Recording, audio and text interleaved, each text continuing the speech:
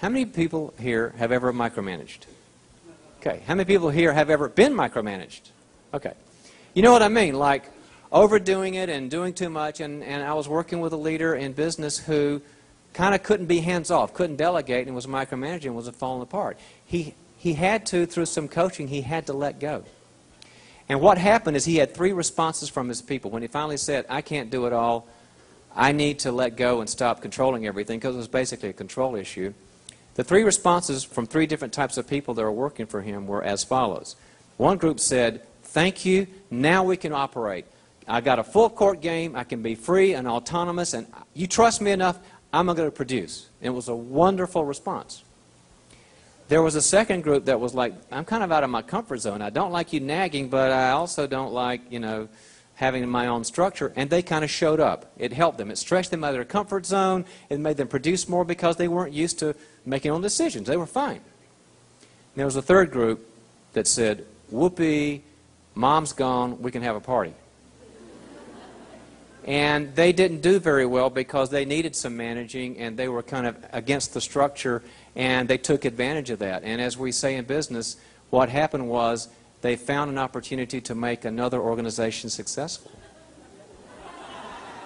Dwight Bain here at the President's Luncheon at AACC. I had a chance to see my friend Dr. John Townsend. John was one of the co-authors of a book called Boundaries that really changed how America looks at setting limits in relationships. That leaders are trained to say yes. Take on the task. Take on the mission. Take on the mandate, the initiative, the project, the BHAG, the stretch goal. But there's a point. There's a point where you have to say no. Now be honest now, and I've done this myself. I'm guilty of this. How many of you have ever had a miserable person in your life, family or friend, a miserable person, and taken on the project of making a miserable person happy? Raise them high. How many have never done that? You don't know what I'm talking about. This is all Martian, and you haven't. I wish one person had raised their hands, because then we could see what denial looks like. Healthy people hurt each other, but they don't harm each other. Mm-hmm. We're supposed to confront each other and say, you were 45 minutes late to the meeting. That's hard. Well, you might hurt somebody's feeling, but you might be saving the company. So we have to distinguish between hurting people and harming people. I was working with a corporate executive on how he wanted to convey his passion for what he felt to his company, because that's one of the things that execs are supposed to do, to give people the virus for how they feel. So he's talking to the people he's responsible for, and he's trying to convey it, how he felt about the product and the service, and it was a great company. And I'm noticing as he's going on and on, that the people are sort of checking out. They're not really getting it. They're looking kind of sleepy. And he noticed it too. And so what he did in response was he began amping up the energy. And he starts kind of pounding the desk. We're going to be number one. We are number one. We're the best. And he's almost like yelling at everybody, and it's not helping. And the people aren't checking in. They're still checking out.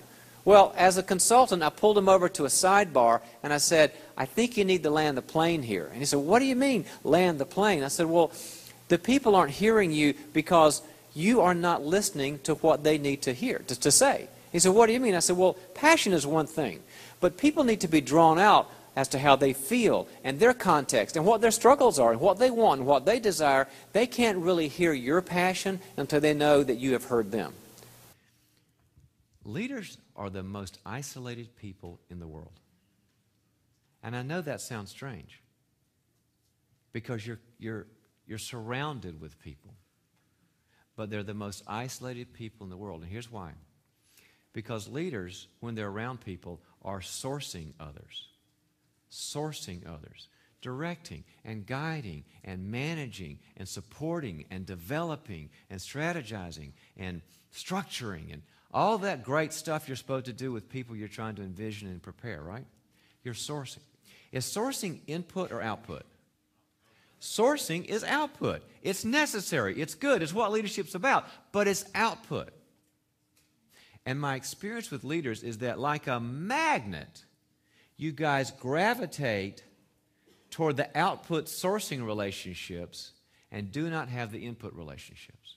Okay. Well, give us an example of what that might look like and what do we do? You're at work and you're supposed to be at a meeting where you've got to have a report in at 3 o'clock and they need to have their report in, and you say, gosh, it's 3:45 and your report's not in yet, and they say, well, obviously it's because you're giving me too many things to do.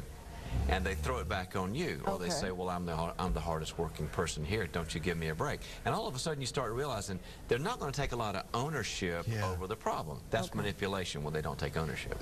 He had one of those people, one of his managers, who was a real excuse sort of person. Every time he didn't get a report in on time, every time he was late to something, it was always someone else, and we call that rabbit trails. He was always taking his boss down rabbit trails, like, well, you're not resourcing me enough, that's why I'm late, or you're not as supportive, or I had bad traffic, or the dog ate my homework, all the kind of things people make up to kind of excuse their behavior. And this person, this executive, was kind of getting sucked into it. He was like following the rabbit trails and never having anything constructive happen. So what I told him was, I'm going to give you 6 magic words. I need to get back to. I need to get back to. In other words, I'm the traffic cop. I've got to direct the flow of conversation. That's what leaders do. Leaders lead. I'm going to lead this conversation back to why I started this meeting, back to the agenda, back to this purpose. And that's not a mean thing to do. In fact, it helps him, it helps you, because all of a sudden there's a structure and there's an order to the conversation, and then problems get solved. Never forget the 6 magic words, and you'll have constructive, confrontive conversations.